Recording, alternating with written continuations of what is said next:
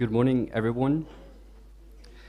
Dear Director General, distinguished guests, dear colleagues from the ISA Secretariat, welcome to the second edition of the Sunny Hours.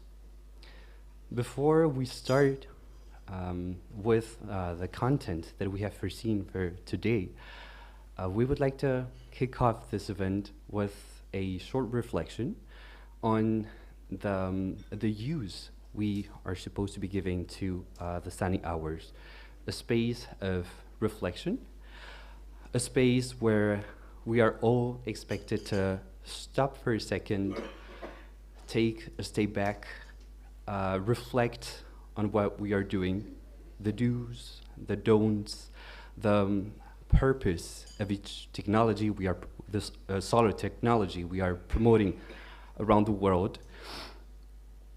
Sometimes, as most of us work here in Gurugram or Delhi, the headquarters of the International Solar Alliance, we tend to focus and rush too much on the different tasks that we are carrying out on a daily basis. So it's very important that we stop for a second, we give the floor, we listen to our distinguished guests who not only have a great journey behind themselves, but also consistent knowledge that we can benefit from. Today, we will be carrying out two very captivating activities. The first one will be the screening of two films that ISA has carried out in 2024. One of them was shot in Guyana and shows the human impact of the solarization of healthcare centers, while the second one was shot in Seychelles, so a completely different perspective from an island state who is betting and which has been supported by ISA in the journey to bet on new technologies that helps food waste being reduced. So I would like to make more comments about the films themselves. I wouldn't like to bias anyone.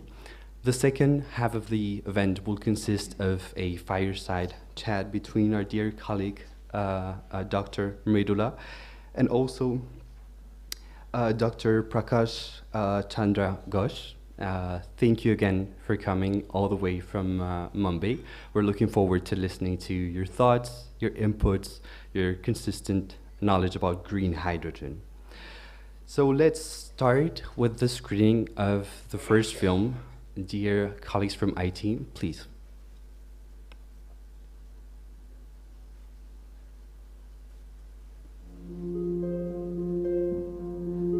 I ended up becoming a nurse when I was 32 years. Once I had to do a delivery on the boat. And the boat had so much of water that when I stepped in, I saw the baby was already coming. I had torchlight and I did it. And when I did that, I said, okay, I'm good. I could do anything. I have delivered 130 births.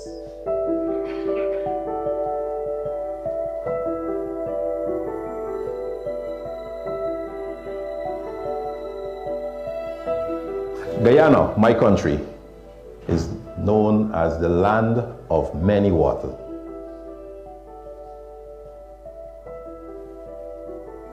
Oriala is a remote community, and the challenges that come with providing services to remote communities, education, health. I'm Glenroy Herman, and we are in Oriala Health Center. I'm currently the doctor in charge here, the GMO.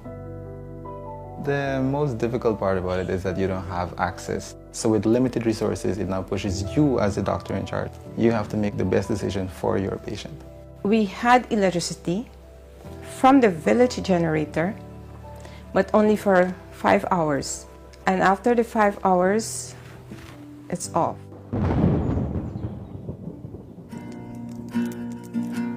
It's Oriala, a land that is worth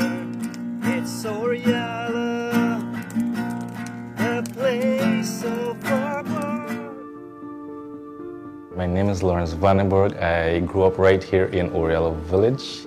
On a monthly basis, we spend over 500,000 to 600,000 on fuel alone. That's to run the regular hours. If we have to cater for these emergency wells, we'll probably spend another 50,000 or so on. So that burden being taken away because of the solar power, we've been able to use that money to invest in other infrastructural works within the community. We have a solar fridge to store our vaccines, and we collect on a monthly basis. So we having the baby warmer. When the baby is born, we put baby there.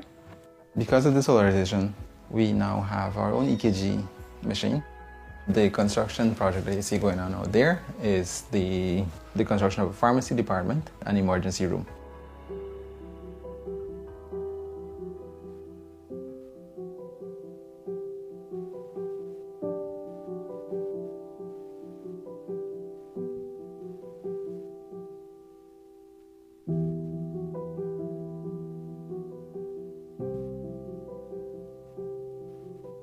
Oriello has now become the model that we have replicated in other communities. In terms of economic and social transformation, people in the hinterland will now have access to electricity, utilizing mainly solar, and that will help to bring them into forceful existence. The way how you do business, your approach to agriculture, economic activity will be transformative throughout Guyana. So it's a win-win-win situation for ISA, for the government of Guyana, and for the people who benefited from these facilities.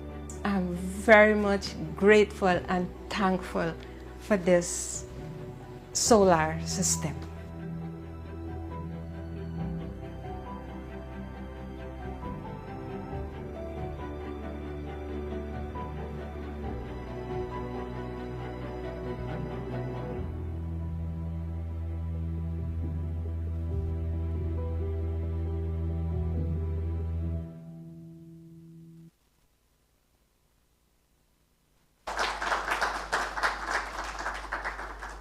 So I was able to spot a few smiles in the room, so that's a good sign.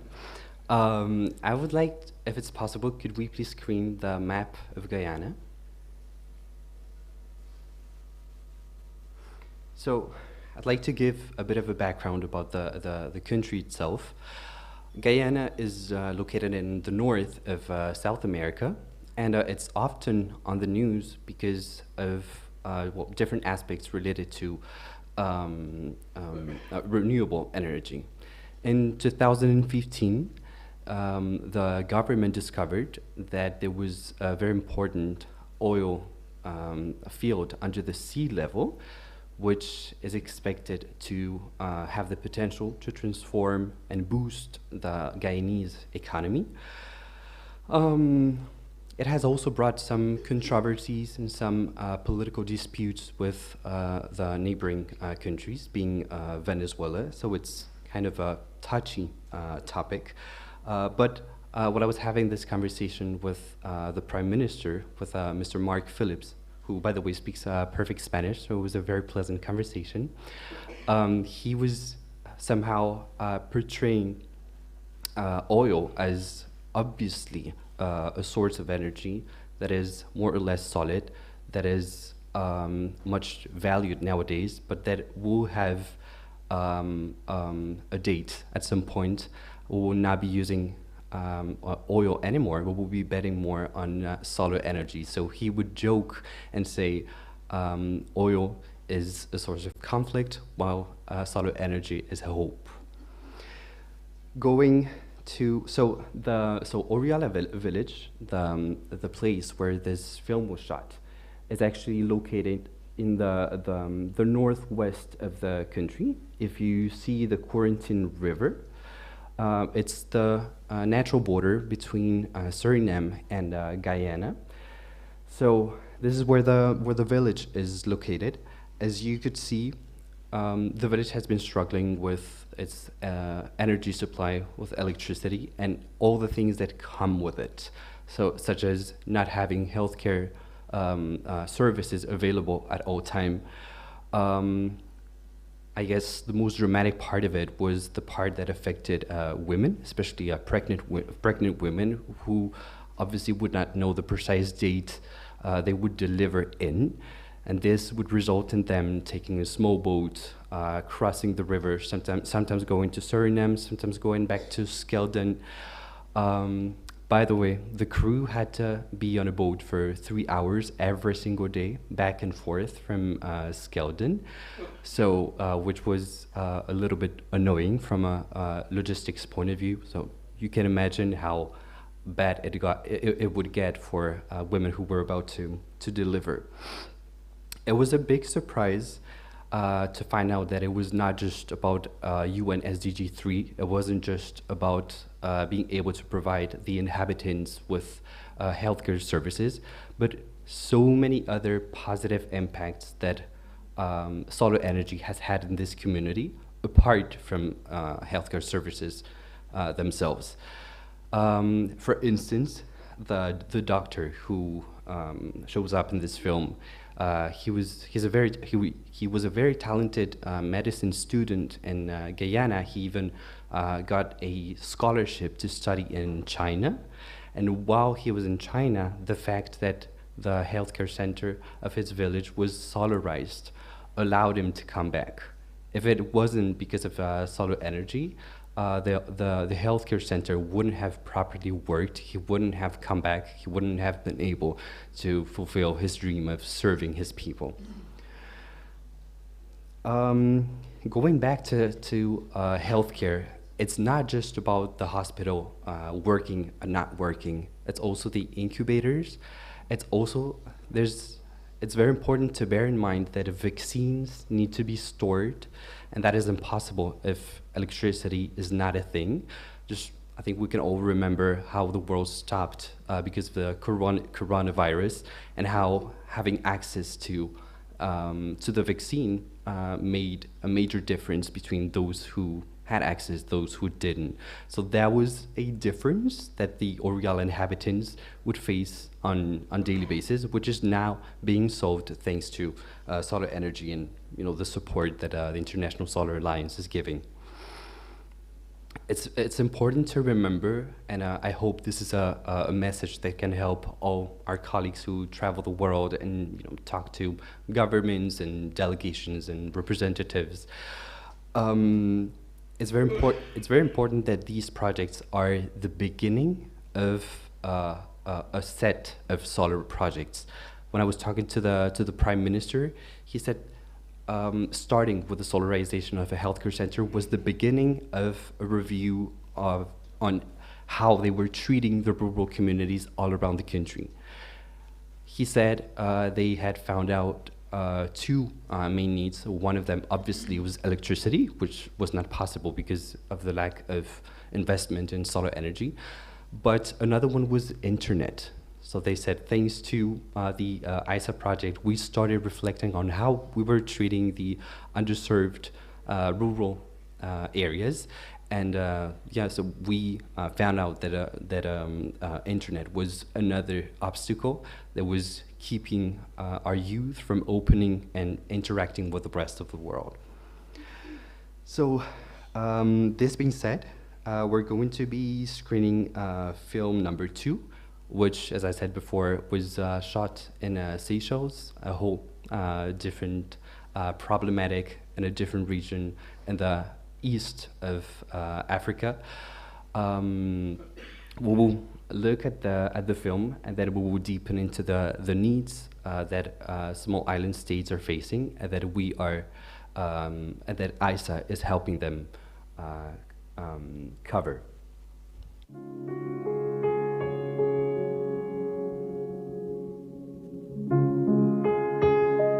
To be a farmer, I feel like it's a privilege to supply the population with the quality of fruits and vegetables. I think it's an honor for the population of Seychelles.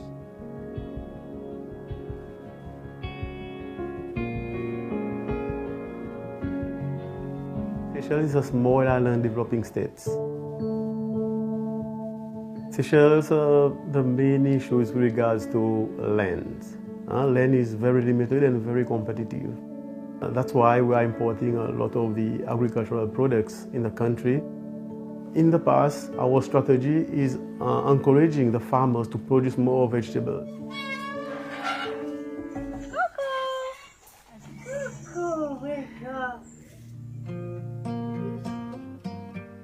My grandfather had this farm 90 years ago, and now I'm continuing. These are two coco de mer right here that are growing. And maybe when my kids are old, they'll, because it takes forever. My t-shirt is the name of my farm. I'm the person who's always able to do anything I want to. That's the main reason I name my farm Able Farm.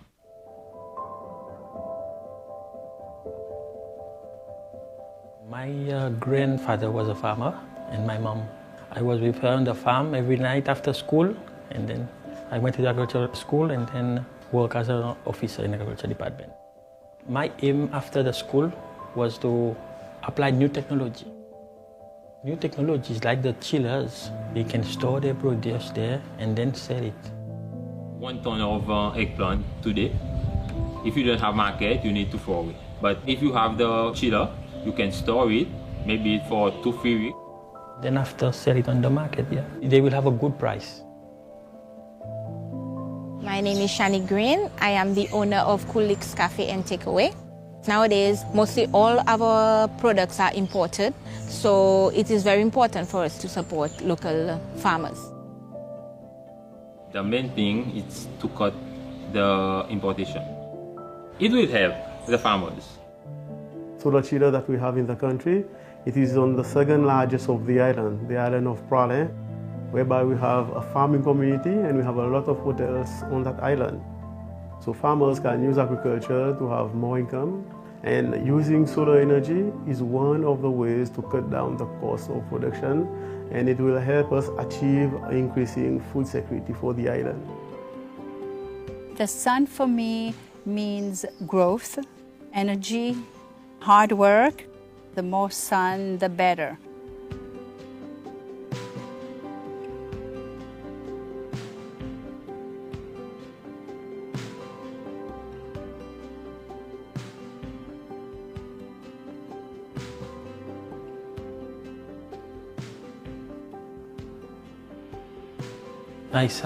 I will just say thank you, because we have a lot of farmers that are showing interest on such facilities. The message I would send to the International Solar Alliance is thank you for helping Seychelles in achieving its goals. And we're going to continue working together, especially the agricultural sectors, because Seychelles is green and we want to keep it green.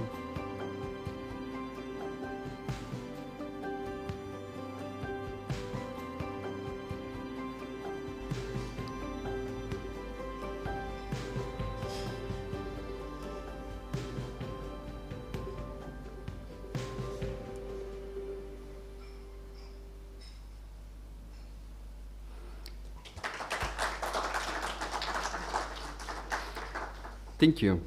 So actually, most of us, whenever we're drafting documents or attending meetings or just working at ISA, very often we think about two main advantages of solar energy. One being the environmental aspect, polluting less.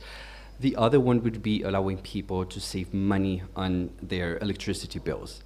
When you go to the field, you shoot this kind of films, you realize there is so much more to that, especially whenever it's a technology that is more, I would say, more modern or more specific, then also the human impact and the environmental consequences are more specific.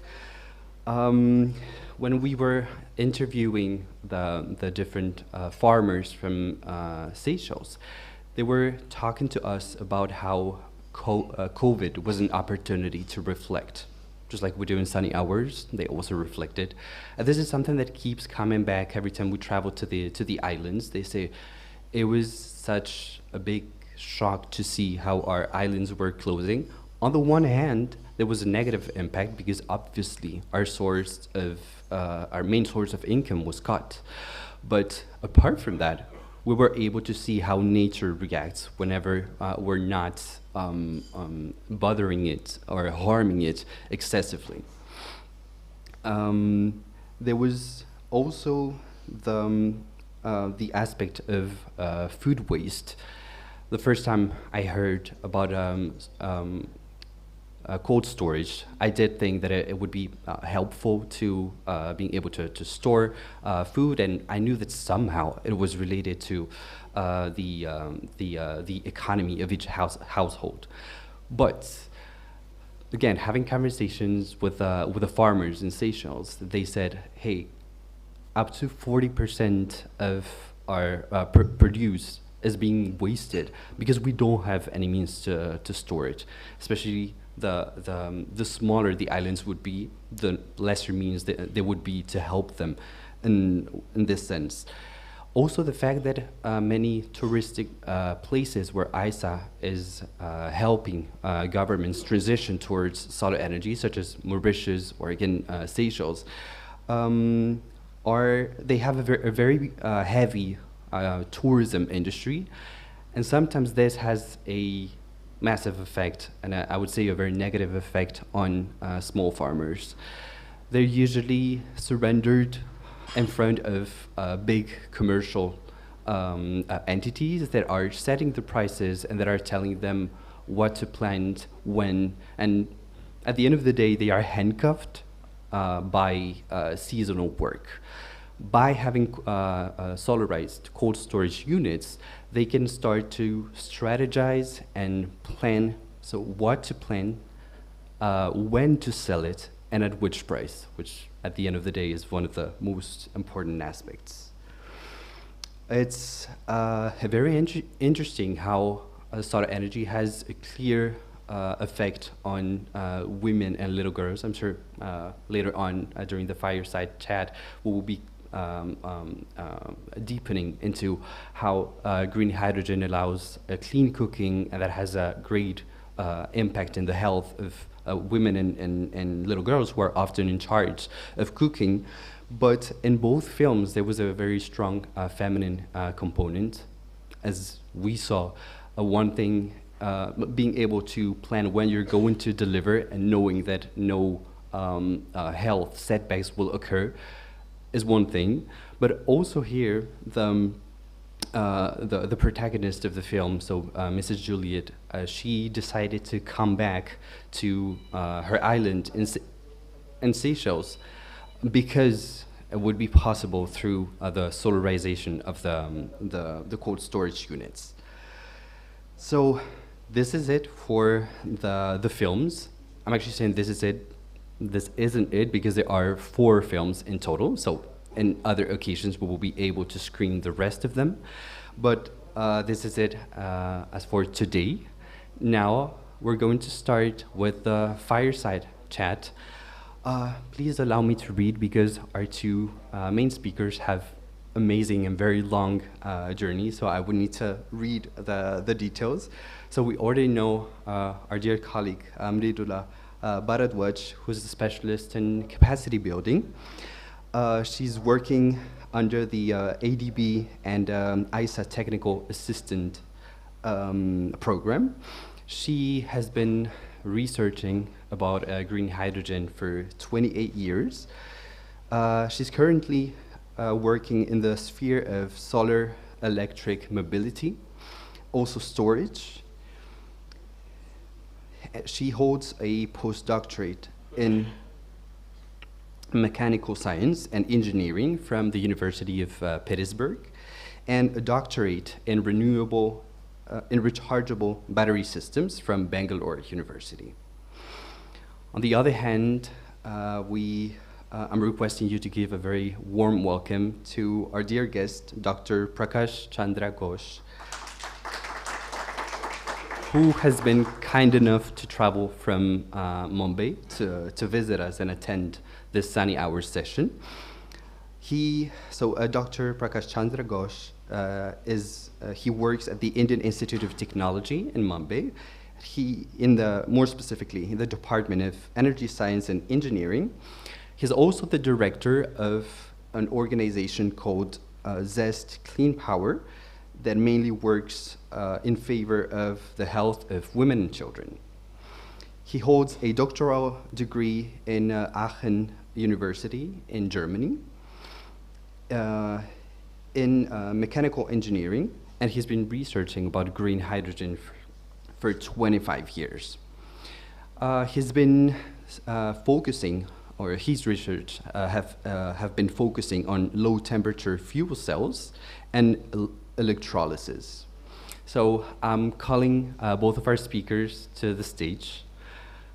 I would like to just leave you with one specific data related to clean cooking.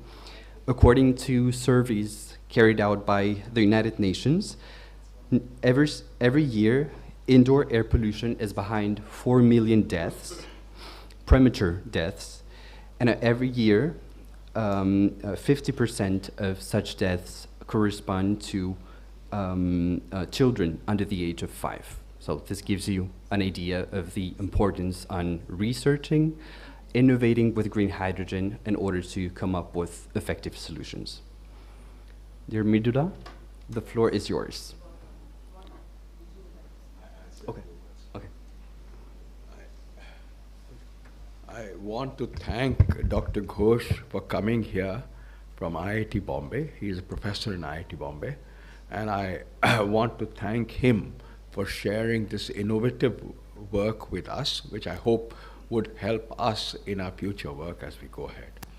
Unfortunately, due to a sore throat and a cough, I am unable to get into a discussion with him, and I'm amazingly grateful to Dr. Mridula Bharadwaj for stepping in almost at the last minute.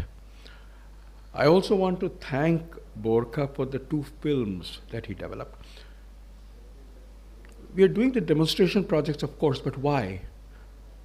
That is to create a sense of community, that a community need for those projects, which therefore lead to a political realization that renewable energy can meet their needs. And I'm delighted that the documentation that we are doing, including the films, would help us greatly in moving it. You saw that the Prime Minister of Guyana and the Agriculture Secretary of Seychelles are fully committed to enhancing renewable energy. In that sense, the demonstration projects have done their job. Again, many thanks, Borka. And I look forward to the discussion that we have with Prakash. Prakash has been, excuse me, Prakash has been a great supporter of our hydrogen program, and I want to thank him for everything that he's doing in order to put green hydrogen onto the global agenda. Prakash, many, many thanks.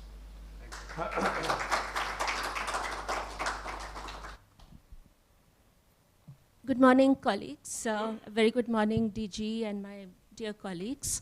As DG just mentioned, we are so grateful, Professor Ghosh, that you are with us today. As you know, it's all the more relevant to us because we have a dedicated green hydrogen program, and you've been kind enough to attend many of our sessions in the last few years. And for the audience, just to let you all know, Prakash has been in this area when nobody was talking about green hydrogen. Even now, it's considered a very developing field. And Professor Ghosh has a PhD in green hydrogen. And not only that, last 24, 25 years, he has been actively working in the green hydrogen area. And I had a very good, I was very fortunate that I and Prakash worked together in the Indo-US program that was very well received. And he was the only person in the entire program of Indo and US side which was dedicated, his project was dedicated to green hydrogen. And at that time, I remember people used to question him that why are you doing this in 2012 when even the solar prices were very high that time. So with that thing in mind, Prakash, I just wanted to let you know that our audience is from all kind of background. So they would be very much interested to know, to begin our session, from what is green hydrogen. And people talk about different colors of hydrogen. So please tell us what is gray, what is blue, and what is green. Thank you. Thank you, Mridula, for having me here. Thank you very much. And just I want to share a few more things probably Dr. Mathur did not mention. It's a coincidence that in 97, Mr. Samir S.K. Sarkar, Samir Kumar Sarkar, who was an employee in IREDA, I knew him because my father and his brother was the friend. So I finished my MTech from Jadavpur University in energy. And then I thought now I have to go out of West Bengal and try to find a job. And first thing I tried, I talked to Mr. Samir S.K. Sarkar in IREDA. And then he told, at that time I was working on building heat load. And you know that why, then he actually gave my CV to you. I don't know whether you remember that, 97. And I was interviewed by you in 97. And so then you understand that as an MTech student, and it was interviewed, and this was my first interview in my life for some job. And when Mridula told you are going to again interview me this time, I was getting the same panic that what I had. So I was a little bit tensed, even still I'm tensed, of course. I'll try to, of course, try to answer you, but now you are not there, but still you are there in front of me. So that's the one thing what I wanted to just share with you people. And then I'll come to actually green, whatever hydrogen you talked about. And then in this process, and what you are seeing me, or what you are seeing me on the right-hand side, here, it's the same person, but this was exactly 2003, 5th of March. I was there when that day I got my PhD degree. This is the day I got my degree, and that photograph was taken. And I love that photograph all the time. And I see here, and I see this is the stress that I got, because I was always dreaming that I'll take green hydrogen. And I wanted to also share, I got a permanent scientist position in Germany. There's a called Forschungszentrum Jülich. And I decided to come back from Germany. In 2004, I made a fuel cell stack. And I used to feel, and that time I used to visit some of the labs in the country. And I used to feel that I need to come back because I can contribute a lot. And that's a hope and wish I had, and I came back. And then the struggle, that's because of that, because nobody was actually carrying out hydrogen. That's what she was mentioning. And we had a project there, Mridula and myself, we were collaborating. And there's a particular vertical where we were working, and people used to tell, okay, we have given you funding, but you don't need to present it. Yeah, but so whenever we used to have the agenda, especially DJ sir, I wanted to tell you this, we had very high profile reviewers, and then his presentation used to be at the end. And since I was, handling that solar energy integration program, and Prakash was with me, his talk always used to get skipped because they said, okay, fine, green hydrogen, fine. Maybe next time we are running out of time this day. So he always used to come to me after the session that, nobody is taking interest in my project. So I told him that today everyone is running behind green hydrogen. So you have to be, no more losing of your hair now. Yes, actually that time I used to feel that probably I'm wasting the money because money was given, but nobody was listening what we were trying to do. So then after that, of course, I kept on working on this particular field because I had a dream, and I was always, this was hunting me, that what was that reason when I left a job of 4,000 euro in Germany and joined National Chemical Laboratory of 10,420 rupees basic, and total gross is 20,000 rupees. And this was hunting me in last 15 years, that what was that I came back. Money was not there. When I could not contribute to the country that I wanted to come back. And very recently, now I see that, and that time they were asking me this question, why are you going back? I told one thing, I want to go back for my mother. And that was the answer I gave. And they knew that I went back because I was the only son and my mother is waiting, because I promised my mother that after 3 years I'll come back after doing my PhD. I took 1 or 2 more years extra doing postdoc, and then I came back. But then after that, when I look back, I started seeing, that's what I am going to discuss today also in the video also I'll be sharing with you. Now I think probably I did not come back for my own mother. And this is my mission in my life, and actually I'm thankful to all of you that I got this particular place where I can actually tell what we are trying to do. I feel that I have come back for all the mothers that are living in the last miles like my mother used to live. And I have taken this mission that I will try to convert this, and then I'll take that solar electricity, what we are talking all of us, in last mile it has gone to the living room rather than going to the kitchen. It should go to the kitchen, and that's what, because kitchen requirement happened 1.5 million years ago. But if you see the living room requirements happened only few years ago or few decades ago. But why it has gone to the living room? The reason is that the technology for the kitchen was not available. Now when technology for the kitchen is available, probably we need to divert that electricity, what we are diverting to the living room. Why I'm telling living room? Because we always concentrate in the light and fan mostly. Now time has come that we need to now divert some amount of the solar energy, because all of you are here, the solar, at least some percentage to the kitchen, because that will have an enormous impact. So that's what now I wanted to come back to your question, that the green hydrogen, if it comes, so just can I get that? Because one thing I wanted to also just tell that, like this one to a teacher and a stick to a blind person is same. If I don't have these slides, actually I'll be getting diverted. Okay, so that's what I need this. And please excuse me, because while talking also I brought few of the slides so that I can share with you. So if we're talking about green hydrogen, so it is, hydrogen is a gas, so it's a color, it's not having any color. But also at the same time, hydrogen is not available easily. So you have to manufacture. Now, how are you manufacturing? Based on that, actually color comes.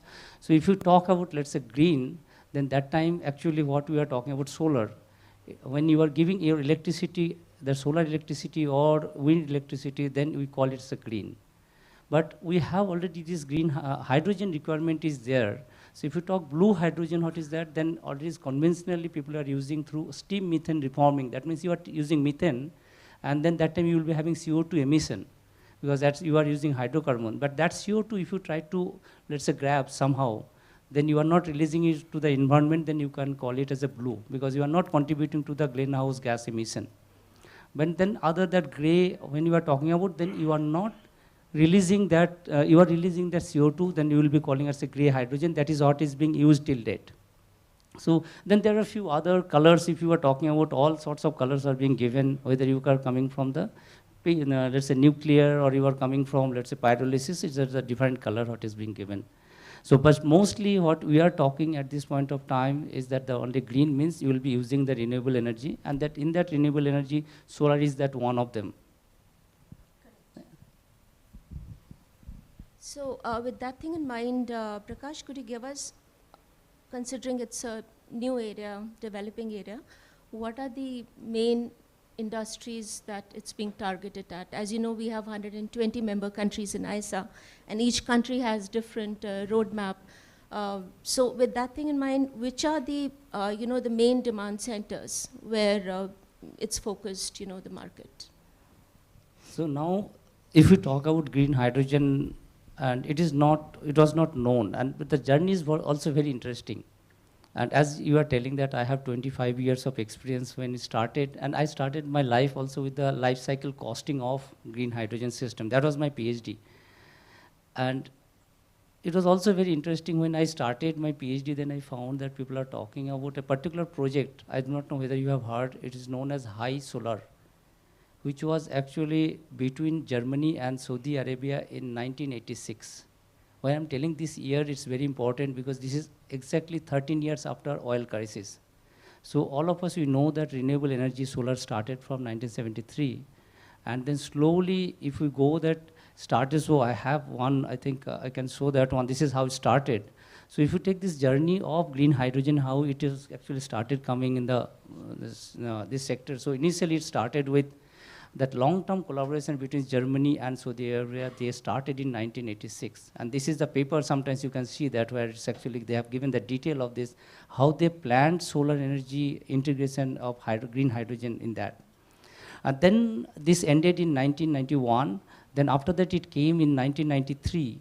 This is what actually I had the opportunity to work in this particular project in Germany, and this is my paper where we actually did a life cycle cost analysis of this particular system.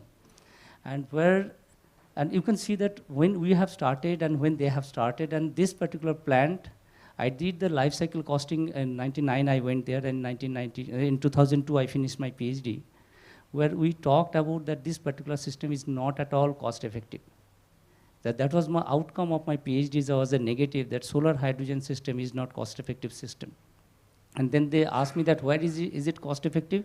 It was only in the polar region where you have some of the research center, there only it works. Other than that, nowhere it was a viable solution. Then after sometimes people started also, this is what I was telling, that it was a complementary to the lead acid battery. People started talking, where you are telling that lead acid battery cannot cater to the seasonality in the system of solar energy, but hydrogen can be used for a long-term storage. That's what we are pitching in. Then after sometimes still there was no room for green hydrogen in solar system. Then after sometimes it came the fuel cell based power electric vehicle. And so this was the next era. Then people started talking about this thing which I always mention, that they started talking about chicken and egg problem. What is the chicken and egg problem? That they were telling that where is hydrogen available? There is no hydrogen available. And if you go to the guys who will be making hydrogen available, they'll be telling where is the utilization? There was no utilization. So this chicken and egg problem kept on happening till 2010-12. And then, so when I was also going through the same journey, and I used to also come across, then I started thinking that is it a chicken and egg problem? Then I came up with a new phrase. This is actually, it was my phrase I started telling. I told never say it's a chicken and egg problem. It's a bride and groom problem. Because it's a marriage of two different technology. It has to be together at the same time, simultaneously, otherwise you'll not be having that a new life starting. So always I told that now in this bride and groom, you need bride as well as groom. That means you need the hydrogen generation as well as you need hydrogen utilization. Now out of this, both of them should be there. After a few years, then you will be finding that out of this bride or groom, whatever you will be telling, one is that industrial sector, where there was a hydrogen requirement was already there. So that means utilization part is already there, now ready. Now you need to supply hydrogen. And that's what in the industry sector, mainly where hydrogen requirement was there, it started as the first. And now you know that that's what hydrogen in industry people are talking about in our country, in other countries, but would not know what is that beyond industry. So Prakash, people often talk about the different challenges when it comes to growing sector or developing sector. Now in terms of, you talked about the generation of hydrogen, green hydrogen. So what is preventing long-term offtake, large scale offtake? And could you tell us about the challenges that you encounter in the production of hydrogen? For instance, the other day we were talking about the cost of electricity being one of the major component of production cost. So could you tell us what other challenges you have? So if you take the challenges, of course, always the cost, that's the first thing, and when it is coming just now, right? Now if you take the green hydrogen, there are two costs. One is, we call it the solar electricity cost if you are taking from solar or if you are taking from wind. Other than that, also there is a cost of hydrogen generation, so you need an unit. So that unit is, we call it an electrolyzer. So in electrolyzer, what you do, you try to produce your solar electricity or wind or any other electricity you put there, and then split water into hydrogen and oxygen. And then this hydrogen you will be using for fuel. And we call sometimes also as a flexi fuel, because you use it everywhere. So now when you are going, that other cost is the electrolyzer cost. Now electrolyzer cost is also very much high intensive in terms of capex. So, but again, if you take different types of electrolyzer, one of the electrolyzer is that alkaline, which is even having almost than 200 years of the development knowledge, and the technology is actually fully matured. So it is not that expensive, that people are also coming up with some other technologies which are still expensive, but alkaline electrolyzer is the cheapest one, and which is easy to make, and that's what probably the main cost, it is coming still from the solar electricity, if you are talking So solar. when you talk about the alkaline, just since you mentioned that, could you tell us, our audience, about what are the other options? Because as I mentioned, we have many countries, our member, 120 almost. So not every country, it's not like one electrolyzer for all. So what are the other competing electrolysis options?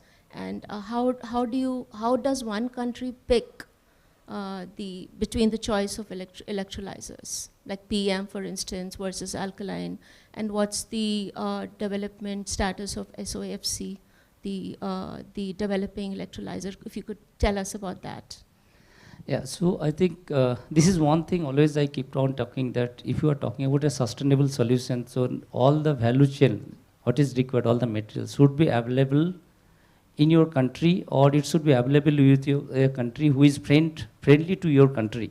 And friendly means you should have a history also, because I feel that God has not given everybody everything. So always I tell that this thing, when you talk about that everything we should make in our country, it is impossible, because for making, let's say for example, batteries, or you are talking about electrolyzers, so all the materials will not be available in one country. So of course we have to have, that's what my personal perception is, that always you have to have a good relation with other people, all 100 countries you are telling, and so we actually feel that we should exchange with each other. If that is not happening, none of the technology is actually going to be sustainable. So taking that in mind, let's say if we talk about one technology, alkaline, there all the raw materials required in most of the countries, they are available. It requires nickel, it requires KOH, and it requires water. So these are the main thing which is required, so it is available almost everywhere. So this is almost an universal technology, and it's a well-known technology. But it's having lots of footprints also. So because you will be requiring lots of area. So that's what people are also trying to come up with some other technologies which are having less footprint. It is much compact. But there then you need some of the time, let's say you are talking about PEM technology. PEM technology requires platinum and iridium. And you know that platinum and iridium, platinum is available mostly 95% in South Africa. So this is highly concentrated in one place. If you go for iridium, similarly, in our country, luckily we have only 5% of iridium, still we have. So that means that okay, these are also precious metal, and which as a result of that will be having a cost. But sometimes when you are talking about the cost, other thing we always miss out in all these things is that the life. Because without life, if you talk about only the cost, then it's actually meaningless. I'll give an example. If you are talking about an electrolyzer costing around $800 per kilowatt, so it does not give you the complete scenario. But if you talk about how much cost for hydrogen in terms of kg, because then it's an energy. So energy means not kilowatt, it's a kilowatt hour. So hour is missing. This hour is actually the life of your electrolyzer, what you are talking about. Now different technology will be having different capex, it will be having different life also. But if you don't bring them together, you are not presenting the complete scenario. So that's what probably, there are all these different technologies, they have different things, and then probably if you take all of them, alkaline is the best, but other technologies are actually coping up with that technology. Absolutely. So Prakash, like nowadays, people are talking about, most of the countries, or at least many countries, have net zero targets established already, set up for their nation. So how do you connect the green hydrogen sector with sustainability aspects, keeping in mind that it's useful for hard-to-abate sectors, and it somehow will be very crucial as per global understanding in meeting the net zero targets. So any comments on that? I think one thing always I tell, that net zero will not be very cheap. It will be expensive, and we should be ready for that. Even yesterday I was also talking to somebody, they asked, how much does it cost green hydrogen? And if the first question come cost, not the other thing, let's say environment, then there is a big problem. So in my opinion, that's very easy to address immediately, as I was telling, that the bride and groom problem. that immediately addressing that the industrial hydrogen requirement mainly in the refineries already it is there for the let's say fertilizer. This is the easiest option. Then after that, if you want to, let's say I'll give an example that if you want to go to the transport sector, there's a huge potential, but you have to also pay a cost because there you need a fuel cell which requires platinum and that costs a lot. Now whether will be, that's what even I have another, I don't know whether I have that slide or not. Let me check whether I have, no I don't have that slide. So if you see sometimes we have a target, let's say for our country, around 5 million ton of hydrogen in the industrial sector by 2030. This number 5 is very small, looks like. But if I tell you the solar capacity required for this actually 192 or 200 gigawatt peak of solar installation. So sometimes we do not understand that 5 million ton of hydrogen is a gigantic number. It is very difficult to reach. If I tell this number 5 million ton, now I'll tell next number is the transport sector. If you take last year petrol and diesel consumption, and if you convert into a calorific value of that and convert into hydrogen, it is 23 million ton of hydrogen. Now 23 million ton of hydrogen, if you convert it, is almost 1000 gigawatt peak of solar. Is it easy? It's not that easy. We are telling that, okay, we have to go wrong way. That's the reason I started talking, what we'll be discussing also that. Then we have to be very much intelligent in using green hydrogen. Where we'll be putting, because it's not that easily available. It's not also cheap. So where we can go and then use it more cheaply, I think we'll be trying to do that one. So friends, just to let you know that Prakash has developed his team at IIT Bombay. They have developed a pilot and they actually have set up the PV panels in their lab, produce green hydrogen, and then they have a small cooking area in the lab, which I and Gurleen will be seeing a couple of days when we are there for some time. So he has a small video, 4 minutes long, Prakash, which he would like to play and then explain to you since he could not get the equipment here. But I think you're putting the equipment demo at IEW next month? Next month, yes. Yeah. Next month it will be available there in IEW. Yeah, so those of you who are there at that time can see his equipment. So can we, Dheeraj, can we play the video?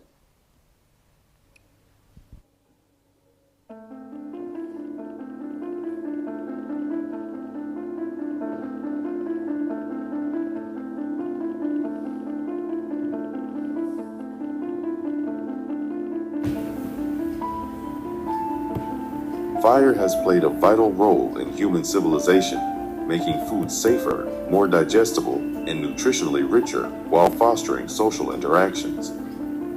However, using firewood for cooking and heating has significant environmental and health impacts, contributing to deforestation, biodiversity loss, and climate change. Inefficient combustion of firewood releases harmful pollutants that cause respiratory problems, especially in developing countries. Transitioning to cleaner cooking methods is essential to reducing these risks. Liquefied petroleum gas, LPG, is a popular clean cooking alternative in urban areas due to its efficiency in burning, reduced harmful emissions, and improved indoor air quality. However, limited access to LPG in remote areas due to infrastructure and supply chain challenges leaves many rural communities relying on polluting fuels, sustaining health and environmental issues. Globally, 1/3 of the population, that is 2.4 billion people, still uses open fires or inefficient stoves fueled by biomass, kerosene, or coal, leading to harmful household air pollution. The World Health Organization reports that household air pollution caused 3.2 million deaths in 2020, with women and children bearing the highest health burden. Expanding access to clean fuels is crucial to improving health outcomes. In India, 91% of urban populations have access to modern cooking fuels, compared to just 53% in rural areas.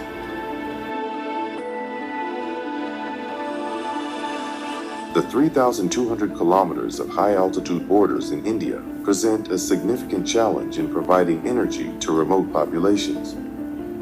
Traditional space heaters, bulgari, used for heating, lead to severe health hazards by polluting indoor air with carbon monoxide and carbon dioxide.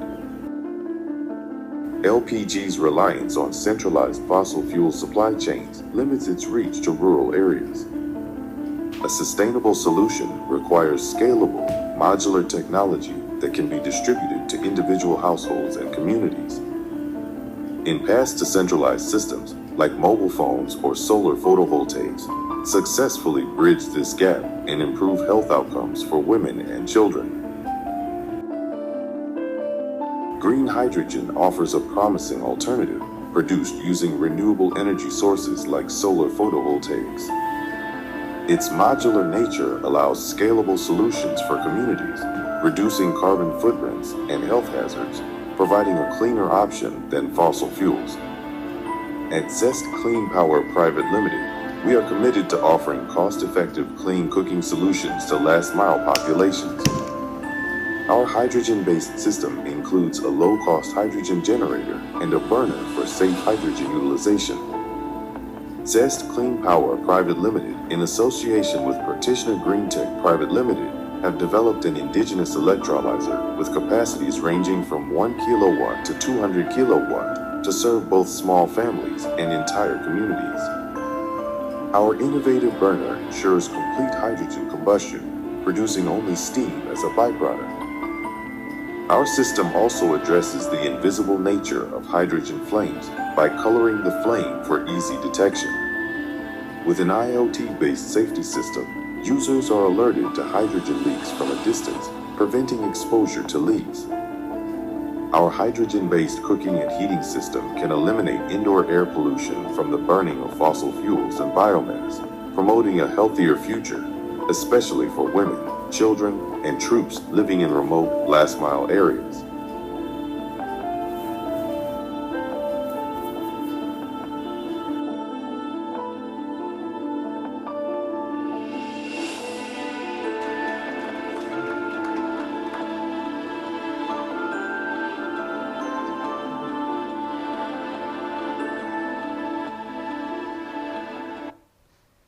Okay, thank you.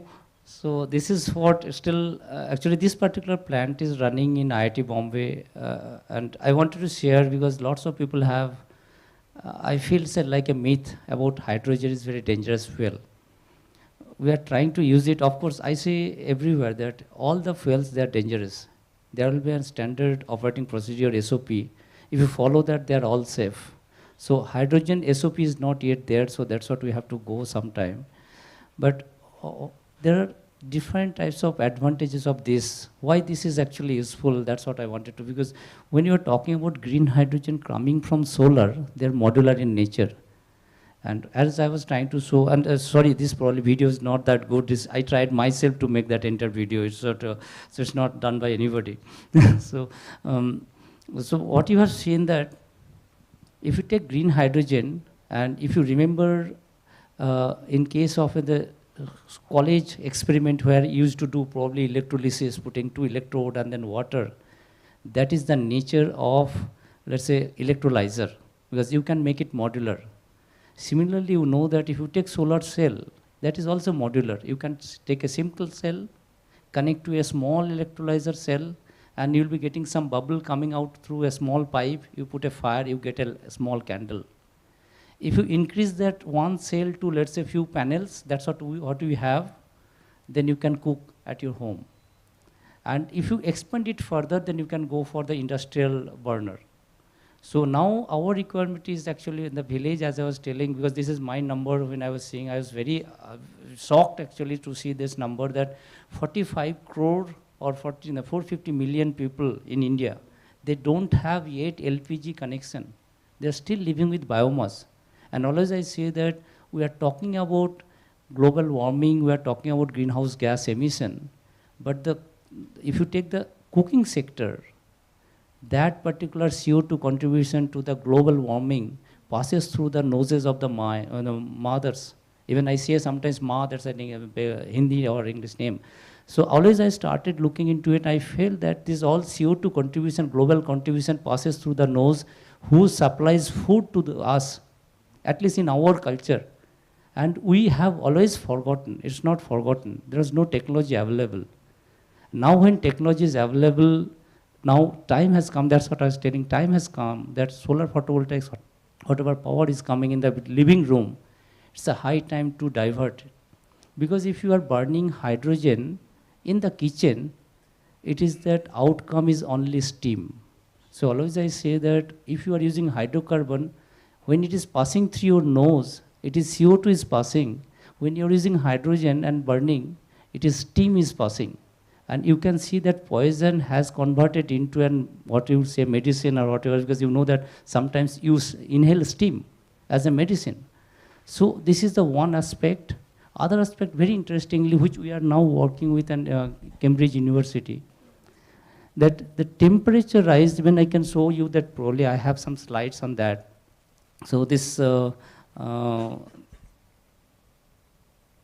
number what I was telling, okay, exactly. So it is after some time that what is the 23 million ton of hydrogen. So what I was trying to tell, this is this particular cooking sector given by the United Nations. And it's very interesting, the thing what they're telling is the cooking poverty. And this is by this year, this is a target that 1 billion people should be taken out of this cooking poverty. That means they should be coming out of that using biomass and cooking. I don't know how, whether it will be possible. Then the next target they call the tier 3, where you can see that what they're talking about LPG should be reaching. And then final goal, if you take by 2050, they're talking that net zero emission from the cooking, what you are talking about, that cooking sector. Now, what I was trying to show you, you can actually feel that we can directly jump from 2025 target to 2050 target, that what we are talking about, because you don't have any emission from your kitchen if you are using solar cooking, using green hydrogen. So that's what, there's a huge opportunity that what we have done. And we have almost achieved 2050 target, what is given by United Nations. Of course, to make it cost effective, there are some support, of course, is required. So that's, I think this is what I was trying to tell in our country. If you see that there are 3 different sectors. One is that LPG, PNG, what you get here. Other one, that LPG connectivity with a limited connectivity, because let's say Northeast. This is the other side where you cannot supply LPG probably 7 or 8 times in a year, but twice is possible. So then, even the LPG. LPG, because they are not well connected to through roads, so every month that cylinder is not reaching there. So they are telling that sometimes you will be getting 2 to 3 cylinders in a year. So how do you cater? Then probably if you have a hydrogen assisted cooking along with LPG, you have reliability, as well as you have also that health also will be improving, and also you'll be able to manage with 2 cylinders as well. And then other one what we are talking, and this is the number of, you see that it's an 11 million ton of hydrogen that what we have used last year in LPG, and this is to cater 2/3 of our population. And this is the number, you can see that photovoltaics how much. Now if you want to convert in the green, completely green, then this is another 5 million ton people, they are sitting in the village. This is 1/3 of the population. It's a huge market which is completely forgotten. Why it is forgotten? Because it's, even I'm trying to, that's what, this is one of the stage, probably I can take it forward, that this is a sector which we have forgotten. And as you are talking about in the previous video also, I will show you that how many SDG actually you can cover with this. And this is that SDG, if you see that, you can cover, of course, good health and well-being. You can, of course, gender equality. You can, of course, clean energy. You can, of course, clean at least 4. And, of course, if you go for the MSME, this is the 5th one. So in one product, you can address 5 of the SDG goal, and you will be finding hardly any of the product which can actually address 4 or 5 together. And also, I feel one more thing as a very interesting thing, that I personally believe that when I am going outside, and if we present, at least for our country, that okay, how we are progressing, and always give an example that a street side vendor using QR code and then doing the, right? So I tell that this is probably today's India. If we say that, if you are thinking of Vikasit in Bharat, whatever we are talking about, and the way what we are telling, I feel that we will be telling that, you see that globally people are talking about taking hydrogen, green hydrogen from global warming, but we are telling that to uplift the last mile woman and child health. This is a huge advantage of green hydrogen. Yeah, this is great, Prakash. Now, as we are coming close to the closing of the session, if anybody has any questions for Prakash, anything, any comments?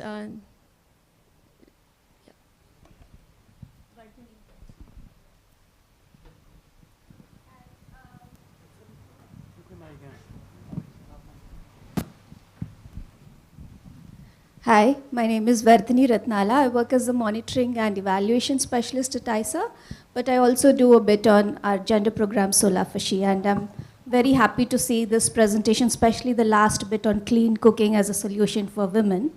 If you can comment a little bit about how much that unit which you put up at IIT Bombay costs, and are there any global examples of replicating similar kind of hydrogen-based clean cooking systems for women, and what's the impact of it?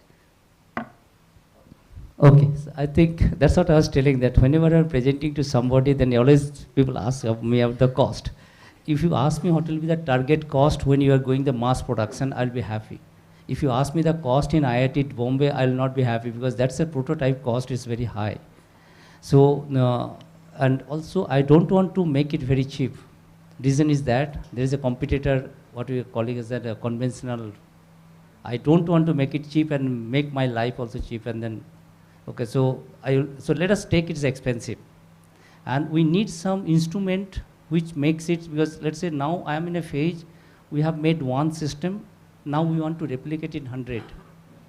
And then that's what even I have also approached ADB through UK, because we are actually trying to take 40 families using hydrogen cooking and another 40 families using LPG cooking.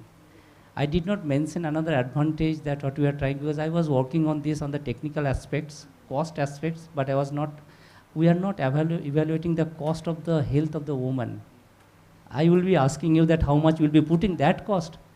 Who is putting that cost? Nobody is putting, because they are living in the last mile.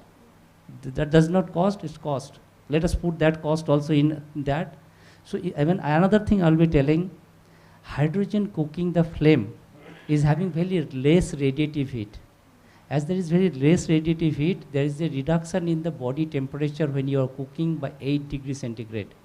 And that's having a huge impact on the skin aging, which has an impact of the so-called, you call that beauty product. So I was also told not to discuss too much this also, because there will be another enemy you will be having if you are telling this one.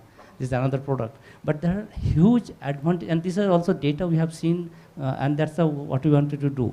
But if you ask me exactly the cost, we are telling this will be costing 8 lakh per small system for one family. But this is not the cost, this is a prototype cost, because my belief is that we have a project which we are trying through ADB, we have requested, we don't know whether we'll be getting that support or not. I'm looking for the support for at least some prototype. We are telling distributed centralized cool clean cooking system. That's a DC4 we call the name. Why decentralized? Why distributed? Because villages are distributed, and this is the beauty of solar, that you can make it distributed also. You can, and then why centralized? Because if I go for one plant, it is very expensive. But one family, 1 kilowatt electrolyzer, 1.5 kilowatt solar photovoltaic. So kilowatt peak solar photovoltaic, that's the equation. And if you go to a small village and 200 families, you have 300 kilowatt peak of solar. 200 kilowatt of electrolyzer is an excellent solution, and what you are telling, it will be beating the cost of LPG also, probably in another 4 or 5 years.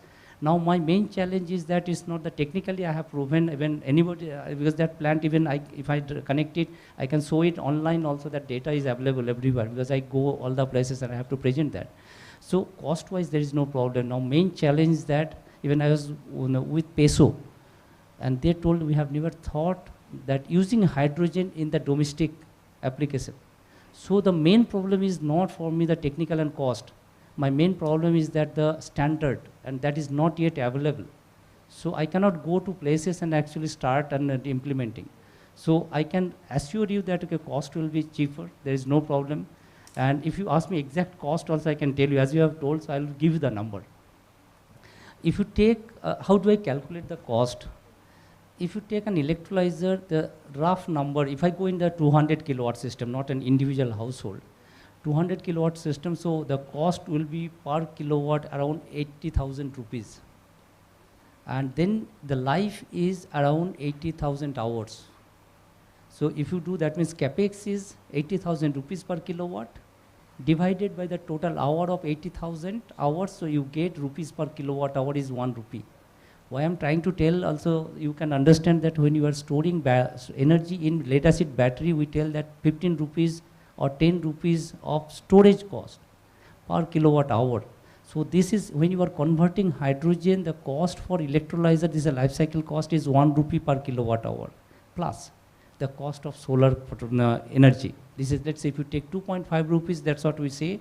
So that means you have 1 kilowatt hour cooking fuel at the cost of 3.5 rupees. How much kilowatt hour we need for 1 day cooking is around 4 kilowatt hour. This is 4 unit of electricity. If you multiply, it comes around 14 to 15 rupees.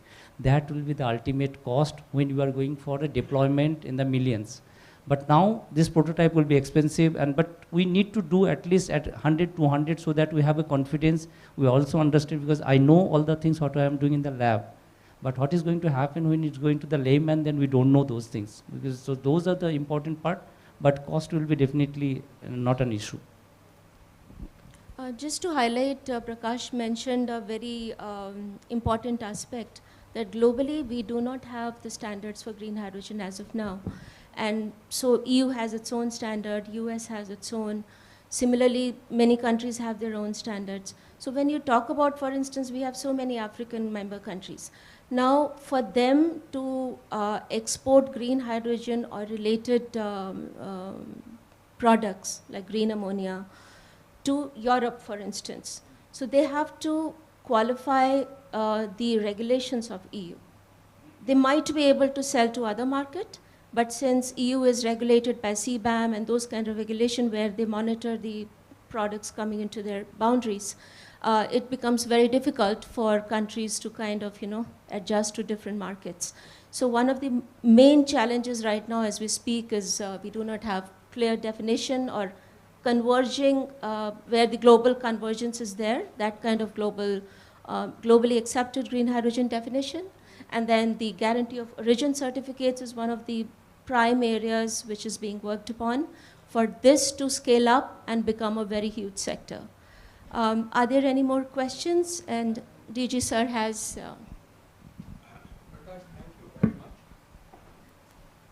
Thank you very much. This is absolutely wonderful. One of the questions I had was, if you're thinking of this at a village level, electrolyzer at a village level, how will the hydrogen go from the centralized thing in the village to the user's home? I think this is the particular question I'm trying to address along with the PNG, those people are working, because that's the part I don't know exactly. So I have few other options, so I told them. One is that we can have, let's say this is the main difference with all other technology, like say LPG you are telling. So LPG when you are getting at your home, so it is running for 40 days. But when you are producing in the village, you don't need to store for 40 days. That's because people kept on asking that hydrogen is very dangerous. Are you going to store? I told I want to store only for the night. And that amount is very small. It is approximately, if I can give you a number, it is 1 meter cube to 1.5 meter cube standard hydrogen. That's a volume that's required for 1 day cooking. Out of that, 50% you will be using during daytime. So another 750 liter. If you store that in a small tank of 20 bar, where we are producing our hydrogen without compressor, so then you need around 30 liter or 40 liter tank, which is very much possible, very small tank. So that is what one option what we are thinking, that having a storage tank for everybody, there is one tank, and then there will be somebody will be taking, instead of going and then getting the firewood. Now that person from home, they will be going and getting the cylinder from the particular centralized place to their home every day. Now that they will be deciding now with the PNG company, I'm trying to talk to them that which one is the cost effective and which one is the best solution. Let's say if it's a pipeline or it's the cylinder based, and also cylinder, because now hydrogen cylinders are available. If you see that industrial cylinder, which is 150 bar and 50 liter. If I store that one, then I can run for 7 days. So one option is that taking that cylinder and but that completely will skew the economics, because the industrial cylinder of hydrogen, the cylinder alone, it's a high pressure cylinder, it's a special materials, it's got coating on the inside, that costs a lot more. I don't know the number, but I have a feeling that the cylinder itself costs something in the vicinity of 1,000 rupees. Obviously it's reused again and again and again. Right. As opposed to LPG cylinder, which costs something in the vicinity of about 200 to 300 rupees. So even I am also talking to them, you know that now there is a high definition HDP cylinder also, it has come light, and also it can go up to 20 bar as well. So one option is the 20 bar solution, but 20 bar will be then every day you have to bring, but if you are taking the other one, then in 7 days you need to bring once, and then other option is that if you want continuous, then you have a pipeline. So between these three probably will be taking as option that which one is actually making sense. That is not clear to me yet. Just I remembered, Prakash, when we were working together many years back, in HPCL or Indian Oil was working on the cylinder material, I think metal organic frameworks, MOF materials. So what's the latest standard? I mean, what kind of materials are being used right now for storing? So now I think you see that metal hydride, I was also trying that metal hydride and other thing, but they are not at all cost effective. Easiest option is that you can produce hydrogen at little bit high pressure up to 20 bar is very easy. It is very simple that you pressurize like your pressure cooker, you keep on pressurizing it. Similarly in electrolyzer you give electricity and keep on pressurizing it without any compressor, and then reach to 20 bar and then take a simple tank, and then it can work very well. Because at this pressure you don't have any problem of hydrogen embrittlement and all these problems they talk about. So easiest option now when we don't have any other option available for storage, this is the most cost effective solution. Do we have any other questions in the audience? Anybody on technology or finance or market? Since Prakash has its own startup now, he will know a lot about financials as well. That is, I'm learning now that part, okay? Yeah. So anybody else? Or we can close the session. Over to you, Borka. Thank you so much, Prakash. It was such a pleasure talking to you again. So this is the closing of the event. Thank you very much to everyone for attending. I'd like to go back to DG's previous words on the importance of building a community. Green hydrogen is a driving force for the global energy transition that we cannot miss. So today it was clear the need for technological breakthroughs, the need for more discussions on innovative strategies, and also the need for unification of standards in order to address the challenges ahead. So one thing is clear, green hydrogen comes up as the opportunity to decarbonize a great number of key sectors, and this will be done through community and through the exchange of knowledge like we did today. So thank you very much to everyone for attending. Thank you, Director General, for letting us conduct this session. Thank you to the CAMID team, especially to Jyotsna for the great coordination. Thank you to Mredula for conducting the fireside chat so skillfully. And of course, thank you very much to our dear guest, Dr. Ghosh, for sharing your wisdom with all of us. Thank you, and see you very soon for the third session of the Sunny Hours. Thank you.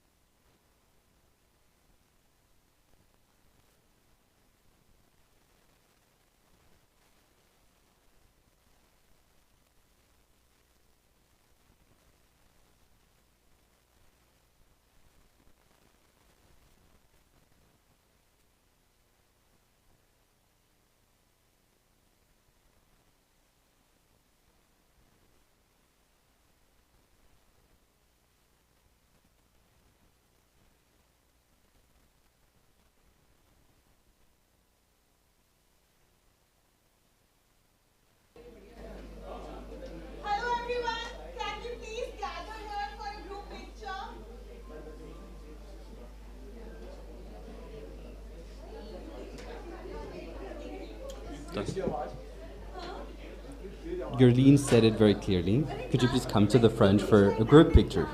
Thank you.